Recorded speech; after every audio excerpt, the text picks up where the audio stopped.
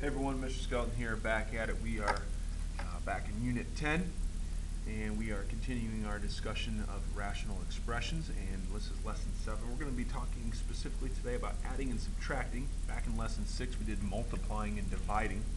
Adding and subtracting, we're going to jump right into it. Some of these problems take some time, so please be patient. They can be challenging if you are not organized on your paper. So those are my two kind of warnings before we jump in. Let's jump into the first slide, and let's just do some basic review of what do you need to do when you add or subtract fractions. And we hopefully remember that we always need a common denominator. That is the most important thing of all when we add or subtract fractions.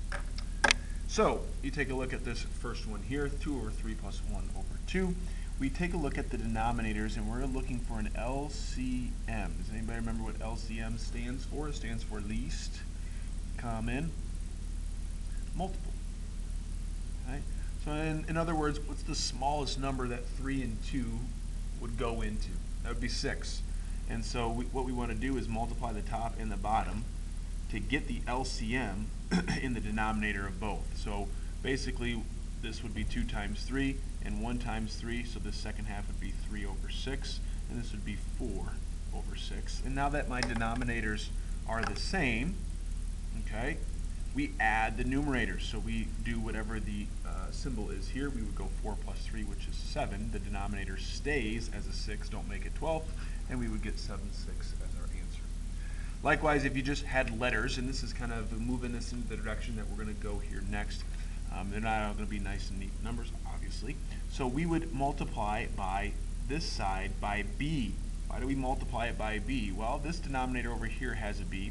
This denominator has a d. So we're just going to multiply each fraction by the other's denominator, and that will give us a common denominator.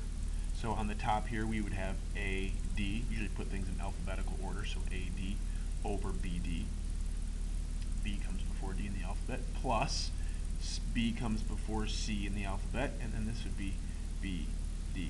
And you'll notice my denominators are the same, BD and BD, so what do? I take the numerators and I add them, so I would just have AD plus BC over BD. All right? We will list some restrictions, so we don't want B to be 0, and we definitely don't want D to be 0 in the denominator here, because that would give us an undefined number, because we can't have 0 in the denominator. All right, let's apply it to some problems, and we'll get rocking and rolling here. So, you're going to notice you see some quadratics, and when you see quadratics, 9 times out of 10, you're going to be factoring. Hopefully your number sense is coming along here as you're in Algebra 2. You know, like when I see this, the first thing I look at is that has a 4, that has a 4, I'm factoring out a 4, you know, things like that. And that's exactly what you're going to do. So when you do these problems, I know some people like steps. The first thing I always do is look to factor everything. Factor everything. When I mean everything, I mean the tops and the bottoms, the numerators and the denominators. Factor everything. Step number 2 is find the LCM. What is it? Step number 3, you're going to have to do some multiplying to create a common denominator. And then number 4, you're going to simplify the numerators. Oops, numerator. I can spell. I'm trying to write fast. All right, so if you want to follow those steps, great. If not, you can just do it. Do it. I'm going to start out by number 1. I'm going to factor everything. 2x doesn't factor, stays 2x. On the bottom, that's a quadratic. What two numbers multiply together give you -3. Add together, you get -2. That'd be x minus 3 and x plus 1, right? -3 times 1 is -3. -3 plus 1, -2. And then over here, 3 cannot factor, so I keep it at 3. I can factor out a 4, and I get x plus 1. Okay, so now how do you get a common denominator? Well, you're going to do what we kind of did on the last example, example 2. What you're going to do is, let's say we're going to try to figure out what we need to multiply this and this 3 by on this side. You basically look at the other denominator and say, what doesn't this have that this denominator does have? Well, this has a 4 and an x plus 1. Okay, so what is this denominator missing that this denominator has? This denominator has an x minus 3. So we're going to multiply this by x minus 3. That's the only thing. Okay, And then I go over here and do the same exact thing and say, okay, what does this denominator not have that this denominator now does have? This is missing just a 4, right? X plus 1, x plus 1, x minus 3, a 4. This one needs a 4. So I'd multiply the top and the bottom by 4. So you're basically going to look at each denominator and try to make them the same and just ask yourself that question. What does the one denominator have that the other one doesn't? And then multiply that denominator by whatever is missing. All right, so now we start to, so my LCM is done. My lowest common denominator, my lowest common multiple for this problem is 4 times x minus 3 times x plus 1. And you want to leave everything in factored form. I should probably leave that there. Leave everything in factored form. It's way easier that way. Okay, don't start distributing things. You're going to get yourself in big, big trouble. So now we just simplify. So on the top, I'm going to have 8x. The bottom is just going to be my LCM, which is this.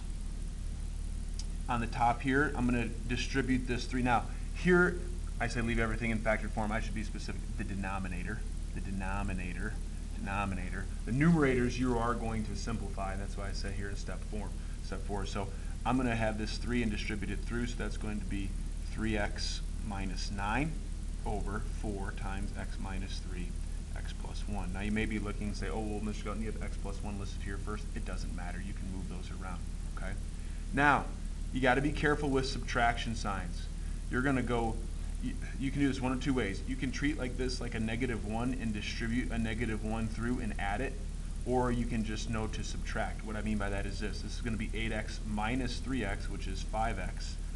And then this minus 9 makes that a plus 9, right? And so our denominator would stay the same. And this would be my answer. Restrictions, what can't x be? Can't be positive 3, and it can't be -1. Because if I plug in a 3 here, 3 minus 3 would be 0. If I plug in a -1 for x here, -1 plus 1 would be 0. We cannot have a 0 in the denominator. And that's how you do these problems. Okay? Second one. Top. Can I I'm following my steps. Factor everything. Can I factor the top? Nope.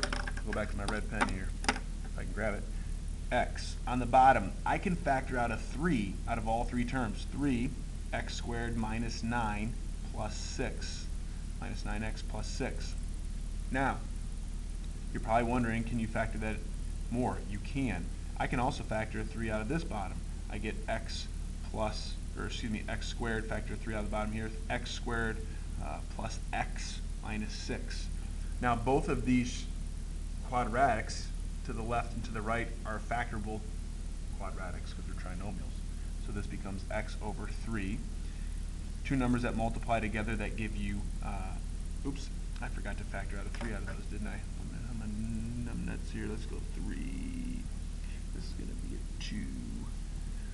3, 9, 3, 6, 3x. This is going to be 3, 1, 2. I messed that up. Sorry. What two numbers multiply together give you positive 2? Add together, you get -3. That should be a -2 and a -1, right? Yep. Yep.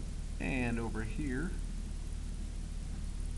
I have x plus 2, x minus 1. 2 times -1, -2, check. 2 minus 1 is positive 1, check.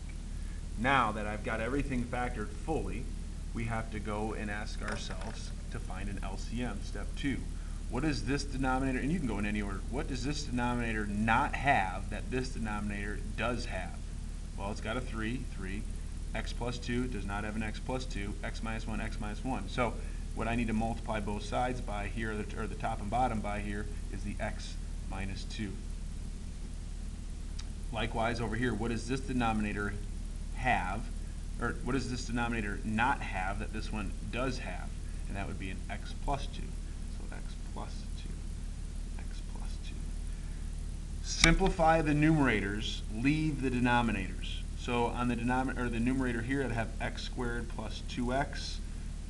Over here, I have to FOIL this. I'm running out of space here. 2x plus 1 here times x minus 2. That's going to give me 2x squared minus 4x plus x minus 2. So 2x squared minus 3x minus 2. 2x squared minus 3x minus 2 all over 3 times x minus 2, x plus 2, x minus 1, 3, x minus 2, x plus 2, x minus 1. Now, again, I'm going to keep emphasizing this when you simplify the numerator. This is a minus sign. So this is like x squared minus 2x squared, which would be a negative x squared or negative 1x squared. 2x minus 3x, or excuse me, 2x minus a minus 3x would make it a positive 3x, so that would become 5x. And then a negative and a negative 2, a minus minus a 2, or a negative 1 basically times negative 2 would be a positive 1 over, my denominator stays in factored form. Answer. That was a long one. Restrictions. What can't x be? Can't be 2, can't be negative 2, can't be positive 1. All right? Whew, tough one, long one. Why don't you try number 5 on your own, and then we'll check back with you, see how you did. Okay, let's follow our rules. Number 1, factor everything. 1 can't factor it, bottom can. Two numbers that make negative 12, add together, you get negative 4. Should be x minus 6. X plus 2, just check it, negative 6 times 2, negative 12, negative 6 plus 2, negative 4, yep. Can't factor 3x, I can take a 4 out of this and get x plus 2. So everything's factored. Step number 2, find an LCM. What does this denominator not have that this one does have? A 4. What does this denominator to the right not have that this one does have? An x minus 6. Again, you're multiplying. We want to simplify the numerator, leave the denominator.